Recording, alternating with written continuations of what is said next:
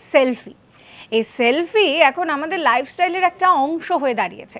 ধরুন আপনি কোথাও গিয়েছেন, সেই মুহূর্তটাকে ক্যাপচার করতে চান, বন্ধুদের সঙ্গে আনন্দ করছেন, প্রিয় মানুষের সঙ্গে সময় কাটাচ্ছেন, সব মুহূর্তগুলোকে ক্যাপচার করার জন্য সেলফির ভূমিকা অনস্বীকার্য।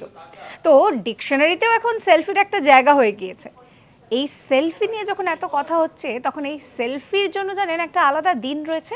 একদম ঠিক শুনলেন, সেলফি ডে, যেটা সেলিব্রেট করা হয় 21শে জুন। যিনি প্রথম সেলফি তুলেছিলেন তার নাম হচ্ছে রবার্ট কর্নেলিয়াস। তিনি প্রথম সেলফি তুলেছিলেন। আসলে 1839 সালে তিনি ফটোগ্রাফিরই একটা যে পদ্ধতি, সেই পদ্ধতি নিয়ে চর্চা করছিলেন, আর সেই পদ্ধতি নিয়ে চর্চা করতে গিয়েই তিনি প্রথমবারের জন্য সেলফি তুলেছিলেন। এখন তো আমাদের হাতে ফোনে ক্যামেরা রয়েছে, যখন খুশি যেখানে খুশি যেভাবে খুশি সেলফি তোলা যায়, কিন্তু সেই সময় পর্বে দাঁড়িয়ে প্রথম সেলফি যখন তিনি তুলছেন, তাকে প্রায় 10 থেকে 15 মিনিট পর্যন্ত অপেক্ষা করতে হয়েছিল। এবং তারপরে 1885 থেকে যখন ফিল্ম ক্যামেরা আবিষ্কার হলো, তখন মানুষের কিন্তু নিজের ছবি তোলা, অন্যের ছবি তোলা, এই ছবি তোলার প্রতি মানুষের আগ্রহ আরও বাড়তে শুরু করলো।